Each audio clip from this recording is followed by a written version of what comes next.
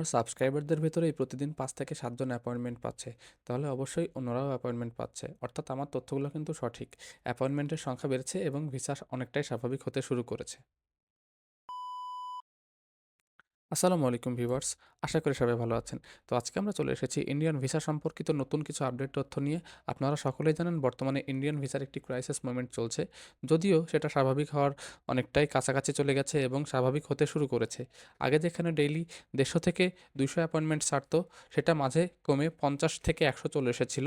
তবে লাস্ট ৯ তারিখে সচিব পর্যায়ের বৈঠকের পরে সেটা সম্ভাবনা অনেকটাই বেড়ে গিয়েছিল বাড়ার এবং সেটা বেরোচ্ছে। ১৬ তারিখের পর থেকে অর্থাৎ ১৭ তারিখ থেকে অলরেডি ৫০০ প্লাস অ্যাপয়েন্টমেন্ট তারা ডেইলি রিলিজ করছে। এক্ষেত্রে মেডিকেল ভিসা প্রত্যাশীরা অগ্রাধিকার পাচ্ছে। এটা যেমন সত্য, তেমন ডাবল এন্ট্রি এবং স্টুডেন্ট ভিসার সংখ্যাও তুলনামূলক আগে থেকে অনেকটাই বেড়েছে। আশা করা যাচ্ছে জানুয়ারি মাস আসতে আসতে ট্যুরিস্ট ভিসা নতুন করে জমা শুরু করবে এবং অন্যান্য বিজনেস ভিসা সহ যাবতীয় ভিসাগুলো স্বাভাবিক হতে শুরু করবে।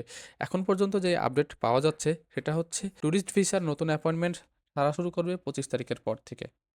তো আমার সাবস্ক্রাইবারদের ভিতরে যারা অ্যাপয়েন্টমেন্ট পেয়েছে আমি তাদের নামগুলো এখানে উল্লেখ করে দিচ্ছি এবং ছবিগুলো দিয়ে দিচ্ছি।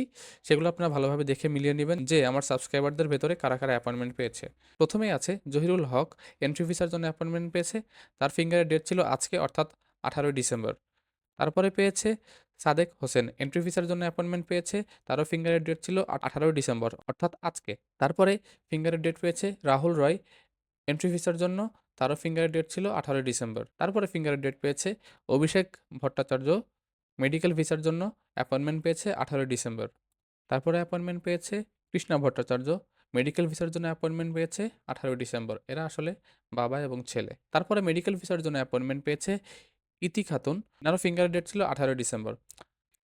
তো যারা কন্ট্যাক্টের মাধ্যমে অ্যাপয়েন্টমেন্ট নিতে চাচ্ছেন তারা নিচের দেওয়া ফেসবুক লিঙ্কে যোগাযোগ করতে পারেন, হয়তোবা আগামীকালকে এখানে আপনার নামও থাকতে পারে। তো আমি এখানে ৫টা ছবি দিয়ে দিলাম, আপনারা নিজেরাই দেখতে পারলেন আমার তথ্যগুলোর সঙ্গে আমার কথাগুলোর মিল থাকে কিনা।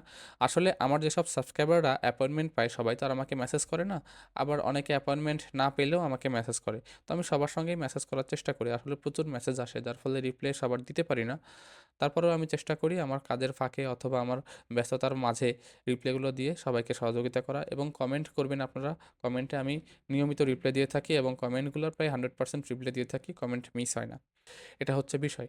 আর এখন যেহেতু অ্যাপয়েন্টমেন্টের সংখ্যা তুলনামূলক বাড়িয়ে দিয়েছে, আপনারা নিজেরাও চেষ্টা করে দেখতে পারেন। এটাও একটা ভালো উপায়। নিজে চেষ্টা করবেন, সেটা প্রতিদিন সন্ধ্যা ৬টা থেকে ৭টার ভেতরে একটি সময় তারা দিয়ে দেয়, এ সময় ট্রাই করবেন। আর যারা কন্ট্যাক্টের মাধ্যমে করবেন, কন্ট্যাক্টের মাধ্যমে সাধারণত কোনো নির্দিষ্ট সময়ের দরকার হয় না।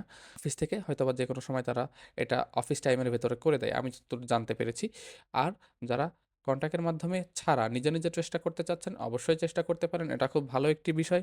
নিজে চেষ্টা করবেন, সেটাই আপনাদের জন্য ভালো হবে। তো এখন আসল বিষয়ে আসি।